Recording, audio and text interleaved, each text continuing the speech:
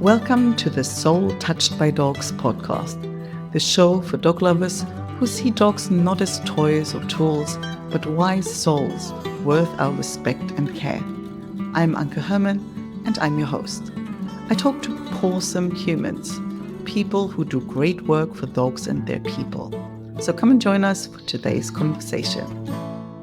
Hello and welcome, Julia and Barbara. I'm excited to have you here. We've been trying to arrange this for a while, but it's not that easy between three in different countries and all. So welcome. Lovely to have you here. So why don't we start out, and I'll hand over the mic to both of you to just quickly introduce yourself, and then the good old question, what's your business with dogs? Excellent. Well, I'm Julia Hawkins, and this is Barbara Paterson. And between us, we're barking up the right tree. I love it. Love the title. So, Barbara, do you want to start talking about how it all happened? Because you were the one that started it, weren't you? oh, it's all your fault then. Yeah, it is. Totally her fault.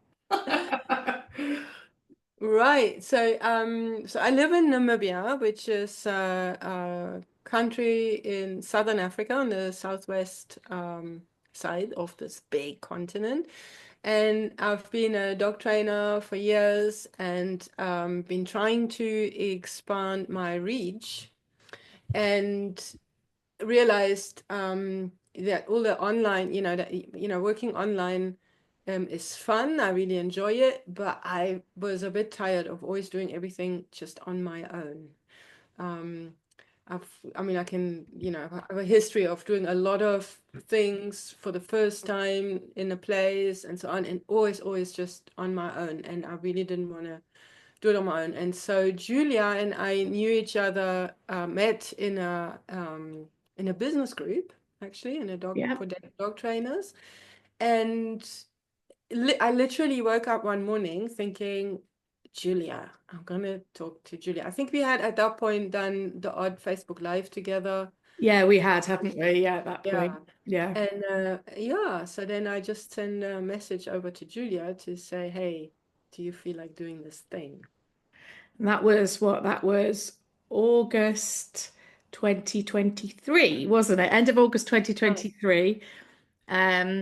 And then what we did from there is we planned an amazing free festival for owners of reactive dogs, where we brought together, was it 33 of the world's top experts? It was brilliant, wasn't it? I think that's how I found you. Yeah. Actually, I think before we sort of go there, I'm still a little bit curious, like what out of all the people that were in that group, why Julia? What drew you to her specifically? I'd like to know this too. Right. So, I'm a Buddhist, so I chant Nam-myoho Renge-kyo every morning, evening. So specifically in the mornings, very much to make the best of the day. And I kind of I just had this wish, to be able to share the excitement, the planning, the bouncing of ideas, all the things when you do a project with another person. To have somebody to really do that with. And I think that there was no real sort of, should it be this person or that person? It wasn't really a selection process. There was just, I literally woke up one morning and I thought, I'm going to reach out to Julia. It was literally just popped up, and I believe it was a response to my putting this out into the universe. Who's the right person? And it was Julia, and I wasn't wrong, was I? No, apparently not, right? You're here. No, we haven't had a moment of disagreement or Nope. well, no. Look, we don't always agree 100% on how we want to do things, but we don't argue about it. No, we haven't had an argument ever. We just talk about it, and if one of us says, "No, I don't think so," then that's interesting. Tell me why, and then we make a plan together, and I think that's sort of the ticket to success too, right? Because of that we're better. There's always the other perspective, and it never gets boring. That's for And sure. and we really yeah, we're really swimming in the same direction, right? Mm. So barking up the right tree, I mean, it's such a cool name. I do recall discovering you through that festival. So is that the only event you host? Is that a regular event? And of course, what else are you doing under that umbrella? Well, Yeah. the festival was, as you know, huge. It was, and it's still available. So, and it's still totally free. So, we'll give some details so if people want to get And still access. totally worth it, right? Yeah, it's Yeah. yeah. I think we're both so massively proud of what we achieved then, because it was just bigger, more comprehensive, more holistic than things that have been done before. So, is it going to be a regular thing? Well, no, not on that scale. I think we would both have tiny little nervous breakdowns and probably be gibbering Rex in corners if we did that every year or anything like that. I think we'll probably do something on a slightly smaller scale at some point, similar. Mm. But we do still have loads of other stuff going on, which is to do with reactive dogs and specifically their owners as well, because that's one of the things we think is so crucial, is that it's about the partnership and it's about both ends of the lead and how important that is. Um, so, we've got we've got an amazing Facebook group, which people are very welcome to come and join, which we'll give you the details of that when it's appropriate as well. And we do little free challenges and all sorts of stuff like that. And then we also run courses as well, which is based around, our ethos of, partnership, positivity, looking after the human as well as the dog, and all that kind of stuff. So I yeah. love that. I love that. And reactivity, it's like such a perfect topic in the sense that I think I mean, I've hosted a summit last night. Mine wasn't that big. I only had 12 speakers, but have been doing like master classes every month ever since. So there's been like, and every time I ask people, like, what are you most curious to learn about? And somehow reactivity comes up time. Like seems to be a massive issue. So it's one of those topics that's precise and broad at the same time, right? What's your take on? I don't know. Do you think it feels to me like as if it's kind of almost like an epidemic, like it gets worse? Is that your perception as well? And if somebody goes, yeah, my dog is doing like, what's the thing? Where do you suggest they start, other than joining your Facebook group? I don't know. It could. I mean, I know there are people that have, opinion or believe that it is getting stronger for various reasons, and that might be, from breeding to, people's lifestyles and then also the whole post-pandemic lockdown and all those things. So that may be true. I also think that, our more there is also a good side to this. I think, as a Buddhist, I always try to see both sides of the coin, right? So I think the good message is that maybe also more people are increasingly aware of how their dogs feel, right? So that when they overreact, that it's not simply a question of my dog is disobedient or my dog is I don't know how to control the dog, but really wanting to help the dog, but feeling helpless at the same time, because we know emotional stuff is hard to deal with, between in any relationship, between any two beings. So whether they're both humans or different species. So I want to believe that that is part of that picture for sure. I think I'd agree with that. And I think it's quite an exciting time, really, I think, in the dog behavior world, worldwide, in that there's a real shift that started away from obedience, and more towards welfare and care, and that kind of thing. And that's something that we're very much, want to be at the forefront of. And I think, that what we're seeing with people is in the past, where it's been very much about obedience, is trying to fit this different species. They may have lived with us for 40,000 or however many years, but they're still a different species, and we're trying to put them into this increasingly complex human world, which is really, really difficult. And people are starting to notice, actually, that's actually quite hard for the dog, as well as that being hard for the human, and starting to look at it from the dog's perspective. And I think that, for me, that's a really great starting point, is understanding where the dog's coming from, because the behavior is always going to be driven by how the dog's feeling. And if you can start understanding that dog's point of view, then you're part way there already, and it's a brilliant foundation for you to kind of move on from. I love that. I think, maybe even in the light of that, like maybe it hasn't even gotten worse at all. It's just we're more aware of it and approach it from a. Do you see there's a, because you're in two different countries, right? We are. So do you find Continents. any differences there? Because say I'm based in Spain, but I'm from Germany, so I see a massive difference there in the core attitude towards dogs, like what's expected, what isn't. Say in Germany, it's very much like, even if I talk to my parents, right? So it's like, no, the dog needs to, so this is how you do it, and sit and platz, and it needs to be all nice and orderly and disciplined. Whereas in Spain, yeah, nobody really gives a shit, but at the same time, they also quite happy to consider themselves dog lover when they have the dog chained up in a little thing outside, and don't see anything wrong with it. So, and I think the approaches you would take and how you reach people would be different. So is there something that you observe from the clients you work with that are in the countries you're in or internationally?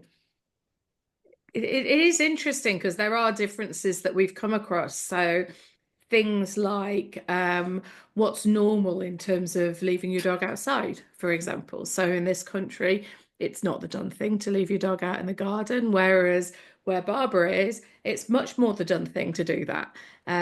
Which then you've got slightly different challenges then. Although, to be honest, in terms from a behavioural perspective, you can approach the challenges very much from a similar place, if you understand what's going on from the dog's perspective, which is interesting.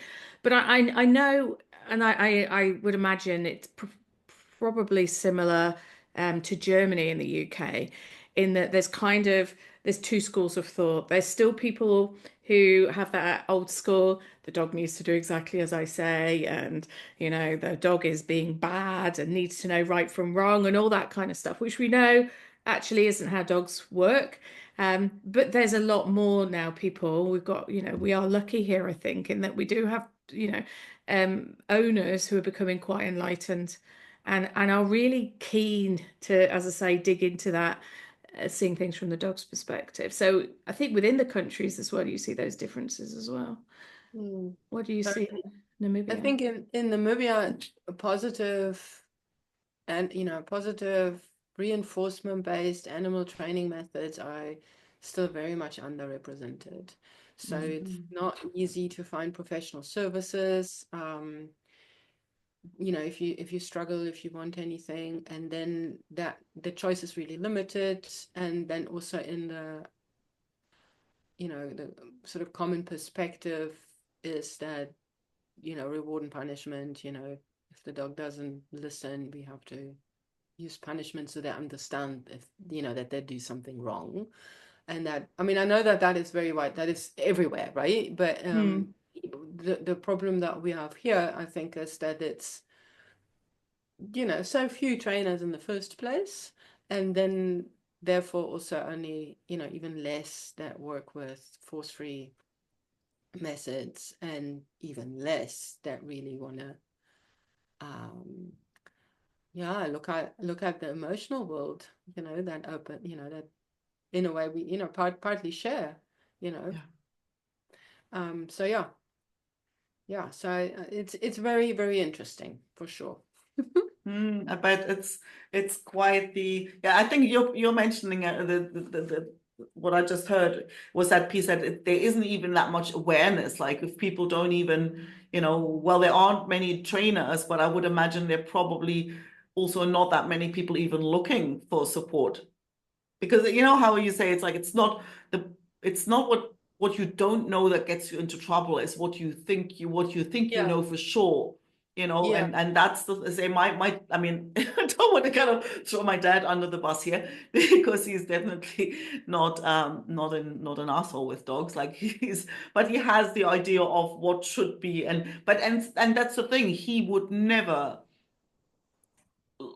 like look for anything in terms of dog because he thinks he knows. Mm. Ah, yeah, you're quite right. So the quick Yes. fix, right? I mean, I know that dog trainers all over the world struggle with the quick fix mentality in prospective clients, or not even. And I totally see that. I mean, people want help, yes, but it's supposed to be really quick, and most of them don't even think that it's worth paying for. So, just tell me, give me some tips, Yeah. and I'll fix it. And that's the majority for sure. Yeah. But I think that's something that's common because, we work with people all over the world and it's something that's common everywhere. Yeah. No, Um, absolutely. Absolutely. Yeah. So tell me a bit more about the programs you offer and the courses and the stuff that you've got going on. that's a very interesting question, Anka, because we're just working on a restructure and a relaunch of Yeah. some of our core courses, which we are very excited about. So it's actually a really cool time to kind of join with us, really, because that's all going to be new and shiny and exciting and stuff. So And hopefully, being able to help more people and more dogs in yeah, through that, because we it's sort of on the after the festival we launched our flagship program and the reactivity reboot, which is like a really comprehensive, longish 12-week program, looking at reactivity from all angles. And we had massive, we've done versions of this before, so we have massive success with it with the people that joined it. But we also realized that it was a big step for people to take, right? yeah. Time commitment, financial commitment. It's a big program. Not everybody wanted everything that we were offering. People always, we would hear, oh, I would love to do this, but I just can't do it right now. So then we really went back to the drawing board to think, how can we do this and open it up for more people? And that was one of the areas where we really had to have a lot of conversation, Julia and I, because I Yeah. was initially very much set against doing anything that didn't involve a huge amount of support. So we teach a lot via Zoom, and the community element is really important. We really love that, both of us, Mm. but we also realize that not everybody wants that. There is a large number of owners who really just want to get the information and work with the information in their dog, and then if they get stuck, maybe reach out for additional support. And that meant rethinking how we're offering our program, isn't it, Julia? And Absolutely. chunking it, and yeah. Yeah. So So how's it different now? we've chunked it. So the online element is, I was going to say it has been, but that's not true. It is being at the moment while we're Yeah, we're recording this. we're getting there. Yeah, Yeah. it's being chunked into pieces. So the elements from the reactivity reboot plus some extra bits that we're putting in as well. We're splitting down into sort of modules. Well, it's like a modular sort of thing. So there'll be a foundation, essentials starting point, which, if you have a reactive dog, regardless, is going to be brilliant for you. And then we start focusing in on other different things. Yeah. So So the essentials bit, I mean, a lot of people just with those lessons will have a huge amount of relief. And for absolutely. some dogs, that's all you have to do, Mm. right? Give them a reset, put in some strategic management, check for health issues, you know, and learn to really observe your dog and be able to understand their body language so that you can step in when they need support, right? And for a lot of dogs, that's all you need, right? And then, but then we want to, you know, also help the people that have very specific problems. So if somebody has leash reactivity, for example, you know, then we have a whole module that is just honing in on that challenge. Or Well, so, I reactivity mean, within the that's home, interesting. or So yeah. what are the most common, I mean, I hear reactivity and I'm thinking of my dogs kind of, you know, on a walk, like other dogs, you know, that's my go-to. I know that there's different types. What in your experience are the most common ways, the way this shows up? That is definitely the most common, as on a 100%. need, wouldn't you say? Yeah. Yeah. We did a couple of polls, and that was definitely the number one challenge. But you see, the thing is, you don't necessarily address it on a walk, Yeah. right? That's the whole thing with reactivity, that you don't fix the problem when it comes up. You have to work away from the problem. You have to like extract the all the elements and then very gently, layer by layer, you know, work on it away from that. And very often you that's all it takes, right? And then the other forms of reactivity that people come to us with or for might be in the house, you know, excessive barking in the house, or when the mailman comes, or the UPS truck, I can't have people come over, my dog turns into a maniac, that sort of thing, or it just drives me nuts. I can't think clearly ever because any little noise outside my dog barks, that sort of thing. I think those would be the two big ones. What do you think, Julia? Yeah, definitely. And we also have people, you know, who have issues when they have multiple dogs Oh, yeah. and issues within the home to do with them. So that'll be another thing that we'll put on. But the other part of the program that we're going to have as a bolt-on will be a course all to do with the person, the human, how they can manage how they feel, giving them some real practical strategies. Because we know, don't we? We know that in theory, how we feel is going to impact our dogs, of course, but it's all well and good saying that. Yeah. But it's much more difficult to actually, you know, you can't just wave a magic wand and change how you feel. So that's something that we thought was absolutely crucial.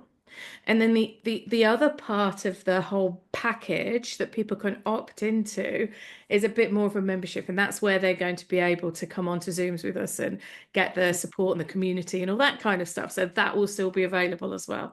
So yeah, that's what we've I love decided it. to do. Because I think that makes a lot of sense, because there's always in the end, you know, yes, the information is one piece, but then, you know, like I see it all the time. It's like, yep, you can have all the information you want, but unless you actually implement it, that's when the questions come up. And like, what about this? And what about that? Like, it all makes sense if you watch a video, you know, or you Totally, read yeah. through some stuff until you actually try and do something with it. You know, I think there's always that. Yeah. And the great thing when people actually are in, you know, this is one of the reasons we've always enjoyed doing courses where there is that interactive element, is because you get to know the people, you get to know their dogs, you get to know the patterns, so you can really dig into that behavior. So there's a huge amount of value to be got from that as well. Yeah, I love that.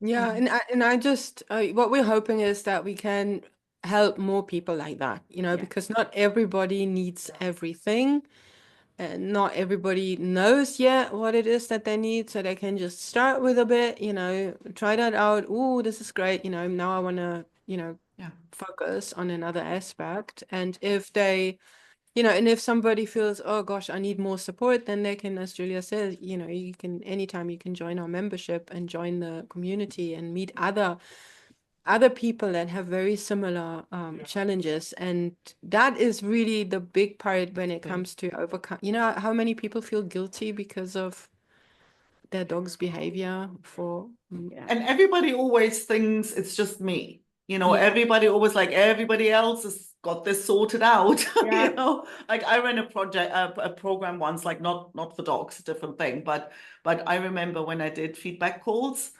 And I had a lot of live kind of, co-working calls, like come get it done, ask your stuff. And the feedback I got was literally that people said, oh my God, it was such a relief to hear other people ask stupid questions. Yeah. I thought it was just me. I thought everybody else had this figured out. I thought I was the only one who was overwhelmed and didn't kind of find out how it all fit together. It's that not being alone with something. I think that's big. Yeah, totally. Yeah, that's huge. We hear that time and again. Yeah. Absolutely. So where can people go and connect with you, find out about the new program, the one you've got, the community, and and even the festival, because that was excellent. So definitely go check that out if you haven't seen it yet. So to access the festival and any of our paid courses as well, it's a bit of a mouthful. You go to www.barking-up-the-right-tree.com. I nearly said dash again then. So that's the website, and you can get onto, as I say, you can get onto the festival there. And if you sign up for the festival, you'll be sent links so that you can get onto the Facebook group and stuff as well. You can go on to Facebook as well. And if you just search on Facebook for Barking Up the Right Tree Reactive Dog Training Community, that'll be us. Just request to be let in. Now, the great thing on the Facebook group, as well as the fact that it is probably the most supportive dog training group I've ever been a member of, never mind run. We got some awesome members, but we do a weekly Facebook Live where we tackle various specific topics. But we also answer people's questions as well during the lives, so people can get a little bit of support that way as well. And there's loads of training tips in there, and you get weekly training tips. Share a little bit about us and our journeys with our dogs, and that kind of thing. So yeah. Awesome. Well, we're obviously going to pop you don't have to remember all of that. We're going to pop the link in. It's wherever you're watching below the video in the show notes if you're listening to the podcast. So it's not going to be hard to find. So thank you so much. This was fabulous. And let's help a whole bunch of people with reactive dogs, because everybody deserves better than that. Absolutely. The more people we can help, the happier we will become. More the merrier. Yep. Awesome. Thank you so much, Anke. It's been a real fun. Thank you. Yes, thanks, Anke. Thanks so much for listening. If you enjoyed the episode, don't forget to subscribe and leave a review so other dog lovers can find the show. If you haven't already, head over to soultouchedbydogs.com and sign up for weekly doggy cuteness, tips, recommendations, and personal stories to warm your dog-loving heart. And if you know a awesome human you think I should interview, I'd love an introduction. Email me at Anke, that's ANKE, @soultouchedbydogs.com.